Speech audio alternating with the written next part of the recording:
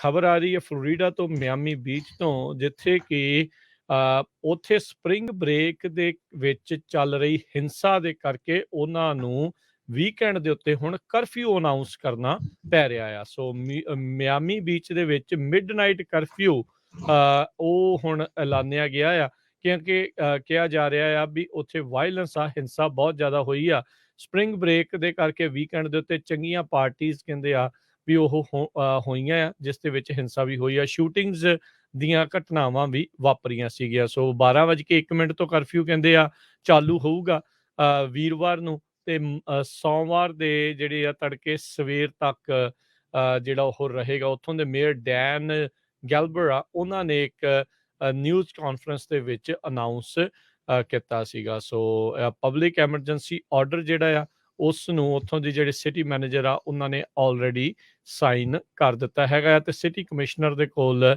ਇਸ ਦੇ ਅਪਰੂਵਲ ਦੇ ਲਈ ਗੱਲ ਜਿਹੜੀ ਉਹ ਗਈ ਹੈਗੀ ਆ। ਕਹਿੰਦੇ ਵੀ ਮੇਅਰ ਕਾਫੀ ਜ਼ਿਆਦਾ ਗੁੱਸੇ ਦੇ ਵਿੱਚ ਤੇ ਫਰਸਟ੍ਰੇਟਡ ਜਿਹੜੇ ਉਹ ਨਜ਼ਰ ਆਏ ਵੀ ਬਾਹਰੋਂ ਆਏ ਜਿਹੜੇ ਲੋਕ ਆ ਉਹਨਾਂ ਨੇ ਪਾਰਟੀ ਤਾਂ ਜਿਹੜੀ ਕਰਦੀ ਆ, ਉਸ ਦੇ ਵਿੱਚ ਜਿਹੜੀਆਂ ਸ਼ੂਟਿੰਗ ਤੇ ਹਿੰਸਾ ਜਿਹੜੀ ਉਹ ਫੈਲਾਈ ਆ ਉਹ ਬਹੁਤ ਮੰਦਭਾਗੀ ਆ। ਕਹਿੰਦੇ ਵੀ 371 ਅਫਸਰ ਲਾਏ ਗਏ ਨੇ ਇੱਥੇ ਕਰਾਊਡਸ ਨੂੰ ਪੈਟਰੋਲ ਕਰਨ ਦੇ ਲਈ। ਕਹਿੰਦੇ ਅਫਸਰ ਸਾਡੇ ਪੂਰੀ ਤਰ੍ਹਾਂ ਜਿਹੜੇ ਇਸ ਟਾਈਮ ਐਗਜ਼ੌਸਟਡ ਨੇ, ਥੱਕ ਚੁੱਕੇ ਨੇ, ਤੇ ਇਹ ਜਿਹੜੀ ਪਾਰਟੀ ਆ ਨੀਡਸ ਟੂ ਐਂਡ। ਅਗਲੀ ਖਬਰ ਵਿੱਚ ਚਲੀਏ। ਸਿਆਟਲ ਦੀ ਸਟਾਰਬਕਸ ਲੋਕੇਸ਼ਨ ਨੇ ਯੂਨੈਨਿਮਸਲੀ ਵੋਟ ਕੀਤਾ ਹੈ ਵੀ ਉੱਥੇ ਯੂਨੀਅਨ ਬਣਨੀ ਚਾਹੀਦੀ ਆ। ਇਹ ਪਹਿਲਾ ਸਟੋਰ ਹੈਗਾ ਸਿਆਟਲ ਏਰੀਏ ਦੇ ਵਿੱਚ, ਕਿਉਂਕਿ ਹੋਮ ਟਾਊਨ ਆ ਸਟਾਰਬਕ ਕਾਫੀ ਦਾ, ਜਿੱਥੇ ਇਸ ਸਟੋਰ ਦੇ EMPLOYEES ਨੇ ਵੋਟਿੰਗ ਪਾਈ ਹੈਗੀ ਆ।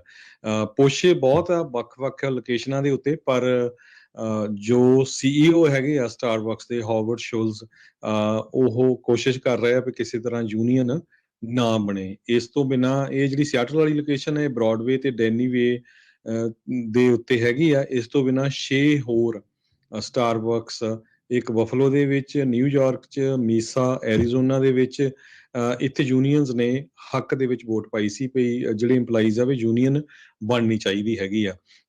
ਪਰ CEO ਹਾਵਰਡ ਸ਼ੁਲਜ਼ ਉਹ ਪੂਰੀ ਕੋਸ਼ਿਸ਼ ਕਰ ਰਿਹਾ ਵੀ ਕਿਸੇ ਤਰ੍ਹਾਂ ਯੂਨੀਅਨ ਨਾ ਬਣੇ।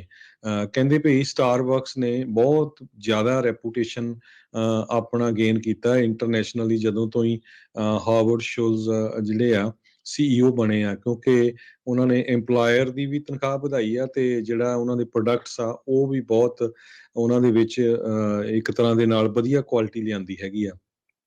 ਪਰ ਕਿਉਂਕਿ ਵਰਕਰਸ ਰੌਲਾ ਪਾ ਰਹੇ ਆ ਵੀ ਯੂਨੀਅਨ ਬਣਨੀ ਚਾਹੀਦੀ ਆ, ਸੋ ਹੁਣ ਦੇਖਦੇ ਆ। ਪਰ ਇੱਕ ਪਾਸੇ ਸਟਾਰਬਕਸ ਦੇ CEO ਹਾਵਰਡ ਸ਼ੁਲਜ਼ ਉਹ ਇੰਟਰਮ ਪ੍ਰੈਜ਼ੀਡੈਂਟ ਹੈਗੇ ਆ, ਉਹ ਕੁਇਟ ਕਰਨਗੇ। ਜੋ ਨਵੇਂ CEO ਕੈਵਿਨ ਜੌਨਸਨ ਆ ਰਹੇ ਆ, ਸੋ ਉਹਨਾਂ ਦੇ ਲਈ ਵੀ ਇਹ ਇੱਕ ਵੱਡੀ ਸਿਰਦਰਦੀ ਹੋਊਗੀ।